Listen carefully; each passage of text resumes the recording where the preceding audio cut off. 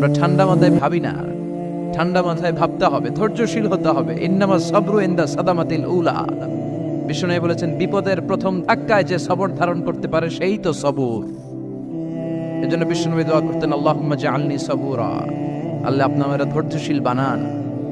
ওয়া জাআলনি শাকুরা, আপনি আমার শুকরগুজার বান্দা বানান। বিশ্বনবীর চেয়ে ধৈর্যশীল, বিশ্বনবীর চেয়ে শুকরগুজার পৃথিবীর কেউ আছে?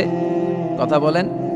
এমন তাবৎ কোনো অত্যাচার নাই যে অত্যাচার বিশ্বনবীর উপর করা হয় নাই। বিশ্বনবী মক্কার জামিনে যখন দাওয়াত দিতে লাগলেন, ওনারে পাগল বলা হতো, বলা হতো তুমি পাগল, বলা হতো মুহাম্মদ একটা কবি, বলা হতো মুহাম্মদ হচ্ছে গণক। বিশ্বনবী যখন রুকু দিতেন, সিজদায় চলে যেতেন, উটের পচা নারী ভুরি এনে বিশ্বনবীর কাঁধে ফেলে রাখা হতো। বিশ্বনবীর গলার মধ্যে রশি ধরে টান দেয়া হতো। কয়েকবার বিশ্বনবীর এই ঘাড়ের এই চামড়া ছিঁড়ে গিয়েছে, একবার চাদর টান দেওয়ার কারণে, আরেকবার রশি টান দেওয়ার কারণে। বিশ্বনবী কিছুই বলেন নাই, ক্ষমা করে দিয়েছেন। যেই মক্কার শত্রুরা বিশ্বনবীকে মক্কা থেকে বিতাড়িত করেছেন, এবং যেই রাতে উনি হিজরত করলেন, মাইগ্রেট করলেন, উনি কেঁদে কেঁদে বারবার মক্কার দিকে ফিরে তাকায়, আবার যায়, আবার ফিরে তাকায়, মাতৃভূমির মায়া ছাড়তে পারছেন না। আর বলছিলেন, মাক্কা তু আহাব্বুল বিলাদ ইলাইয়া, মক্কা আমার কাছে সবচেয়ে প্রিয় শহর। লাউলা উখরিজতু লামা খারাজতু মিনহা, আমার যদি বের করে না দেয়া হতো এই শহর থেকে, আমি কোনোদিন এই শহর থেকে বেরোতাম না। এত ভালোবাসতেন বিশ্বনবী মক্কাতুল মুকাররমাকে। ধৈর্যশীল ছিলেন।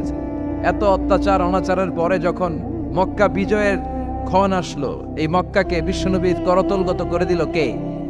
ফাতে মক্কা হলো।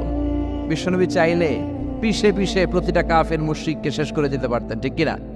কিন্তু বিশ্বনবী বললেন, লা তাসরিবা আলাইকুমুল ইয়াউম ইযহাবু আনতুমুত তুলাকা, কোনো রিভেঞ্জ চলবে না আজকে, কোনো প্রতিশোধ নাই। একেবারে বড় যুদ্ধাপরাধী যারা, মারাত্মক যারা অফেন্স করেছে, তাদেরকে শাস্তির আওতায় আনা হবে, বাকি সবাইকে আমি ক্ষমা করে দিলাম। In the long history of the world, there is no instance of magnanimity and forgiveness which was showed by our beloved Prophet Muhammad when all of his enemies laid under his feet and he forgave them one and all. পৃথিবীর গোটা পৃথিবীর ইতিহাসে এরকম নজির কোথাও পাওয়া যায় না, যাকে এত অত্যাচার করে বিতাড়িত করা হয়েছে, নির্বাসন দেয়া হয়েছে, হিজরতে বাধ্য করা হয়েছে। তিনি যখন ওই শহরকে আবার বিজয় করলেন, কাউকে আঘাত করলেন না, আগুন জ্বালিয়ে শহরটাকে জ্বালিয়ে দিলেন না, ওদের বংশকে নির্বংশ করলেন না, বরং মুচকি হেসে উনি বললেন, যাও ক্ষমা করে দিলাম। কি ধৈর্যশীল ছিলেন। আবার দোয়াও করতেন, আল্লাহুম্মা জাআলনি সাবুরা, আল্লাহ আপনি আমার ধৈর্য বাড়ায় দেন। ওয়া জাআলনি শাকুরা, আপনি আমার